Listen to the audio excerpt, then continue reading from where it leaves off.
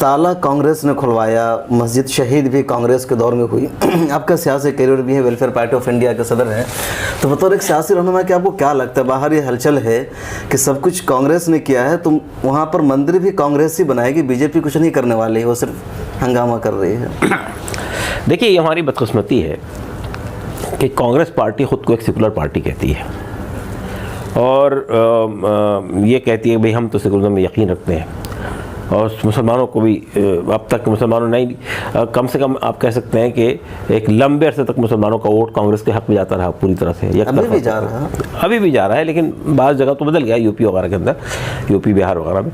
लेकिन मैं ये कहना चाहता हूँ कि कांग्रेस अपने आप को एक सेकुलर पार्टी की हैसियत देगी, लेकिन इस पूरे मामले में कांग्रेस को लोग इंतहाई ख़राब और जानिबदाराना रहा।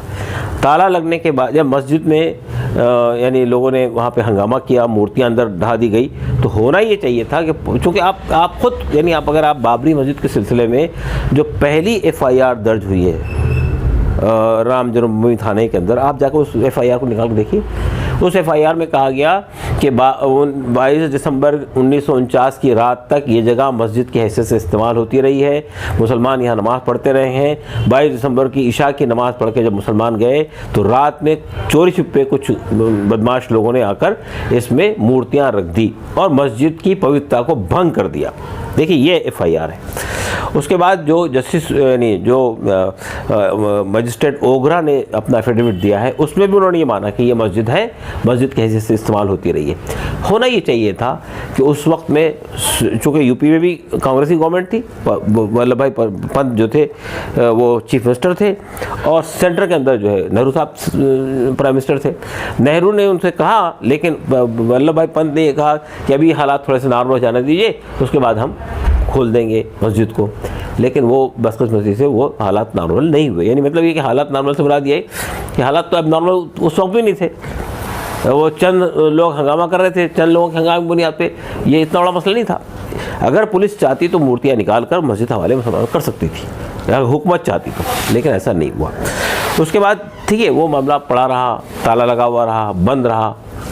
लेकिन 1986 में 1986 में फरवरी 1986 में हमारा ये मानना है कि ये सब कांग्रेस के इशारे पर हुआ और ये कहा जाता है कि शाहबानू मुकदमे में कांग्रेस ने मुसलमानों को फेवर किया। क्या फेवर किया वो आप जानते हैं कि इस वक्त जो शाहबानू मुकदमे का जो सुप्रीम कोर्ट ने जो उसकी परिभाषा की है, उसके बाद तो वो उससे ज़्यादा यानी उस एक्ट की जो परिभाषा की है, जो एक्ट लाया गया था, वो उससे ज़्यादा ख़राब हो गया जो शाहबानू का मुकदमा था।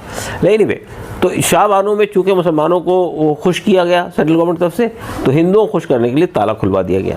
यानी ये बात आम तौर पे कही जाती है। तो वो ताला खुल गया, कांग्रेस की गवर्नमेंट थी और यूपी में भी कांग्रेस की गवर्नमेंट थी, दिल्ली में भी कांग्रेस की गवर्नमेंट थी। फिर बाबरी में शहीद हुई तो सेंट्रल में किसी गवर्नमेंट थी? कांग्रेस की। और कल्याण सिंह जो है, उन्होंने सुप्रीम कोर्ट में भी और यानी उसमें भी आपके यानी आपकी ये जो वो है यानी उसकी जो कमेटी बनाई जाती है, क्या याद नहीं आ रहा नाम उसका, खैर उसमें भी ये बात कही थी आके ये कि भाई हम बिल्कुल मस्जिद को ज़रा सी भी आँच नहीं आने देंगे। कल्याण सिंह ने कहा था, हलफनामा दिया था। कल्याण सिंह एक दिन की सज़ा किस लिए हुई थी? इसी बुनियाद पर थी कि आपने हलफनामे की खिलाफ वर्जी की है। तो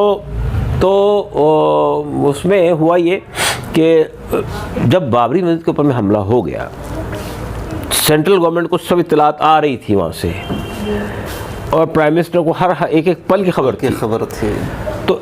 तो ये पहला गुंबद गिर गया, दूसरा गुंबद गिर गया, तीसरा गुंबद भी गिर गया और सेंट्रल फोर्सेस दूर से तमाशा देख रही है, जाती नहीं वहाँ पे। तो क्या कहेंगे आप इसको, इस पूरे वाक़े को क्या कहेंगे आप?